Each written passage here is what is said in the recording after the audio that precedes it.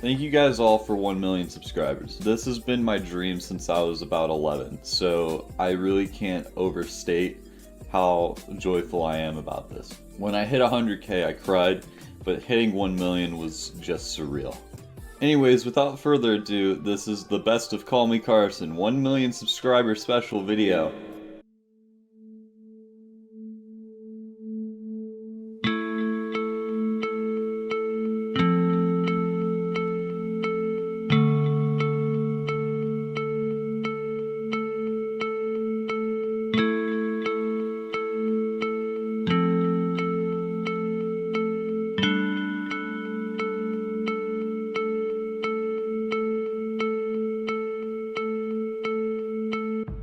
Hey guys, it's Cluster, and in today's video, I'm going to be talking about the disappearance of YouTuber and Twitch streamer CallMeCarson, a person who went from being well loved and respected by the community to someone who became hated and disgusted by audiences. I'll be going over his rise to fame, his past drama, and the huge attack of him that caused him to leave the internet. Alright, let's do this.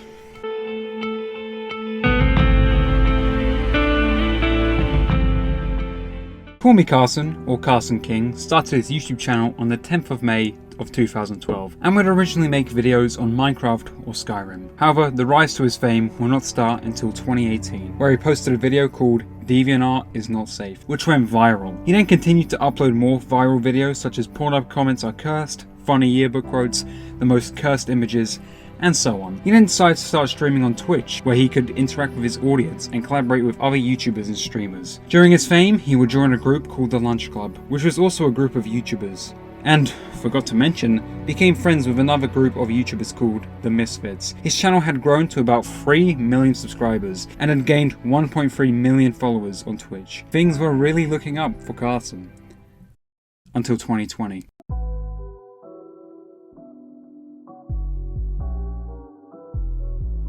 Before I begin to talk about CallMeCarson's first drama, let me give you some context. Like I said before, Carson was very good friends with a group of YouTubers called The Misfits, most noticeably the member Fitz, who he collabed and streamed with from time to time. Carson had also become friends with a streamer called Katerino, who he would also stream with, and based on their streams, people presumed Carson and Kate were a couple.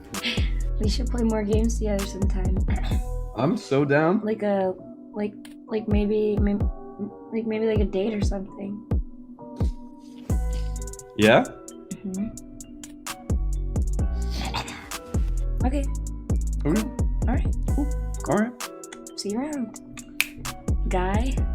Yeah, you too. And that's when in March, Carson tweeted out that he was taking a break from social media. He did not state why, he just stated that he was going through something bad in his life and had started taking antidepressants. While he tweeted this, he had also unfollowed both Fitz and Katerino. People then started speculating why Carson had unfollowed his friends, and on Reddit, they came to the conclusion that Katerino cheated on Carson with Fitz. And this was confirmed by CallMeCarson himself. And this resulted in a ton of backlash for both Fitz and especially Katerino. Fitz apologized to Carson on Twitter and actually talked about the drama on his podcast. I'm sure that most of you have kind of already seen things come to like some kind of a close.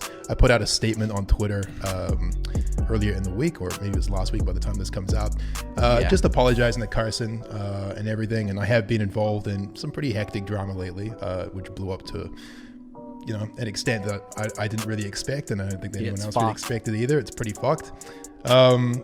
I've apologized for my mistakes. Obviously I did at the end of the day dog the boys, although I will say that I just want to let everyone know that I have apologized and explained myself to Carson privately behind the scenes, and things have sort of been worked out. And also I just want to remind everyone that they don't really know the full story, and it's not really anyone's business at the end of the day to know the full story.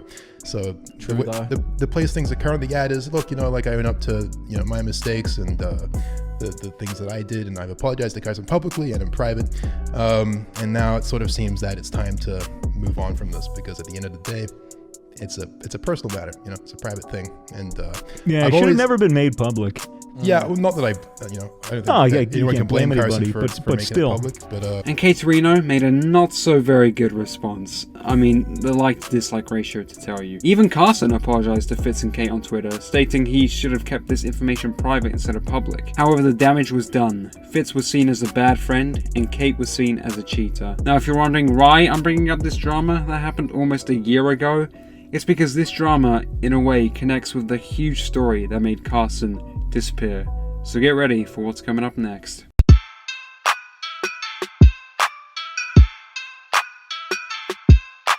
On the 5th of January of 2021, Keemstar uploaded a video onto Drama Alert called CallMeCarson Serious Allegations, where he brought on two members of the lunch club, Noah and Travis, who told Keemstar that Carson had been sexually messaging underage fans. So I do have two close members of Carson that were a part of the lunch club, Noah and Travis on the line. Guys, what happened? How did this all come about? Well, I'm gonna stick to the facts here, which was that one day in March, he called me shortly before he told Travis. Everybody was up in LA and he told most of them face to face, but he called me and I picked up the phone and he was basically like, I have to tell you something. And then he told me that he did underage girls, and I think that he said that they were fans. And that was what I was told. Did he tell you how old they were? At the time, no. Now, at first when I saw this video, I believed that both Noah and Travis had backstabbed Carson, because in the drama they stated that they did absolutely nothing to make Carson stop what he was doing. I feel for you guys. You guys are in a tough spot, all right? First of all, now you're an accomplice, right? Because you know that this is going on and you have a responsibility to do the right thing and tell everyone. But if you tell everyone, you're backstabbing your friend. Like you're put in such a hard situation. How did you guys deal with this situation from March until now?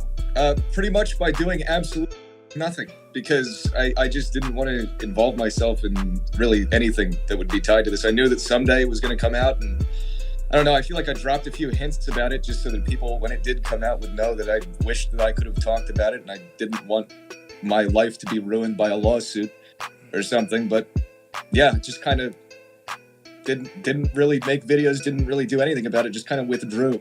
And at the time of saying this, I thought they were both shitty friends, because after they stated that Carson told them how he had sexted underage fans, they did not help or try to stop Carson for what he was doing. Instead, they stated they didn't want to get involved and then decided to expose their friend on Drama Alert. So I mentioned my opinion of them in my video. Now, instead of being Carson's mate and trying to help him stop what he was doing, or getting in contact with a close friend or relative of Carson's to tell Carson to stop messaging underage fans, these two fuckwits went on to Drama Alert to expose everything. So the reason you came on here was because you've told Carson to stop, however he's refused to stop messaging underage girls. Where's the fucking proof that he has recently messaged girls? Seriously, after watching this Drama Alert, I think these two idiots are bullshitting. The girl that came out against CallMeCarson shared her experiences with him, showing sexual messages they exchanged with each other, and to be honest, I don't really understand why she came out against Carson. Carson was never abusive in the relationship like Cosmodor, and Carson was never manipulative in the relationship like Minilad. Carson and the victim left on a good note with him apologizing to her, so I didn't quite understand why she was now all of a sudden against him. Still, to this day, people think Carson is a pedophile for what he did. I'm not defending his actions. What he did was fucking stupid. However, there was only a 2-year age gap between him and this girl. There was also evidence that was released that day from a leaked Discord chat of Carson admitting to what he did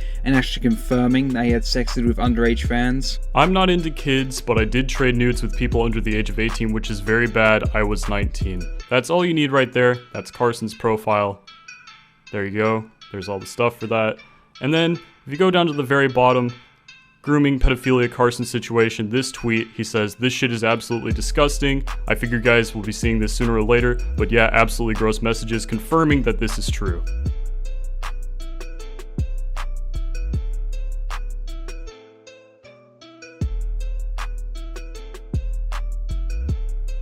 Then another member of the lunch club, Slipesicle, made a post on his Twitter about the situation. He claimed that Carson did in fact confess to all the members that he had exchanged nudes with minors, and also claimed that he reported this to law enforcement and completely cut ties with Carson. And to top things off, a fourth member of the lunch club, Schlatt, came out and exposed Carson literally the next day. Around late February, early March, Carson told the lunch club guys, as well as a bunch of close friends of his at the time, that he had been sexting his fans. He explained that he had exchanged photos with a 17-year-old while he was 19, and that he was done with it. He hadn't done it in months. He was ashamed of what he had done, and all that stuff. Some context for you. Early 2020 was when Carson was at the lowest point in his life. He was extremely depressed. Little did we actually know why, but I knew he had been struggling with imposter syndrome when it came to YouTube and social media and that kind of stuff. And that was something I could relate to. And I just want to say, like, I never condoned what he had done. I remember a call with him and Josh where both of us basically said to him, like, dude, if this behavior continues, we're done. You know, our close friend had fucked up, but he was also in a very dangerous place, and we felt like we had to be there for him. And after watching Schlatt's video, I changed my mind over the lunch club being a bunch of snakes, because at the time I believed they were being bad friends for not helping Carson stop what he was doing, and then all of a sudden going on Drama Alert to expose him. However, Schlatt confirmed in his video that he and other members actually told Carson they would cut ties with him if he didn't stop. But a few weeks ago, I started having some conversations with some of Carson's closest friends, including his former roommates. And in my discussions with them, I heard some things that suggested that Carson wasn't improving in the areas that he should have been. And he was showing signs of continuing some of his inappropriate behavior. And apparently this was happening while I was spending all this time trying to help him. And while he was saying that he was working on himself and that he was changing and that he hates the person he used to be. These conversations were really the ones that got me second guessing how genuine Carson had been to me and to others throughout this whole thing. I remember me and Connor were in Austin at the time, and over a long-ass dinner, we just kind of put all the pieces together that we often ignored because of how close we were to him and because of how well he had always treated us. You know, there were always stories I'd hear from his roommates about how he treated them and how he generally just acted that I glossed over. So that's 4 lunch club members who have exposed Carson. So, you know how before I talked about the Katerino and Fitz drama? Well, here's how it connects with the subject of Carson being a bad friend.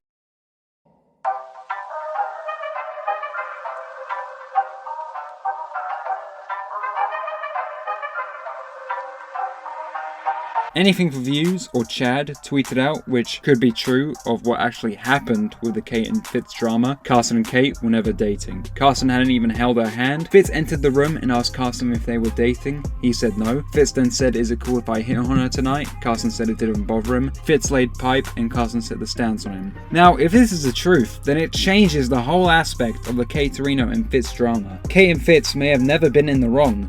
Only Carson. It more just shows that Carson's an asshole. I wouldn't call him a pedophile or any of those kind of words. 17, 19, 17, 20. I mean, I dated a 17-year-old when I was 20. So, like, I don't think it's that bad. But, like, it was just, like, weird.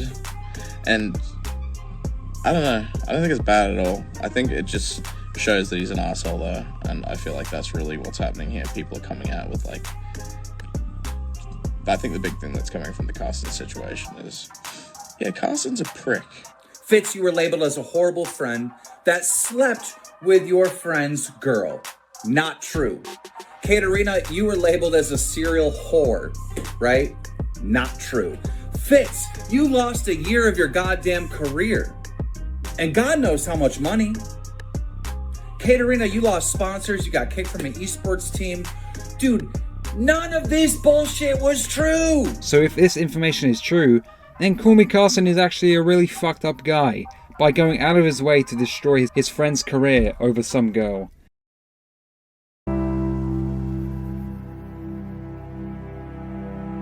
Since January, there has been no sign of Carson at all. His YouTube, his Twitch, his Twitter, all silent. And I believe Carson may never return. Schlatt mentioned on his video on Carson that apparently there were times when Carson thought about deleting his socials because he could not handle YouTube. We talked him out of doing the impulsive shit he told us he was thinking of doing, like deleting all the social media. If that's the case, then how is he going to handle internet fame with the nuclear attack of videos made on him? He lost friends, fans, and respect. And if Carson wants to come back to the internet, then there is something he must do. And it's simple.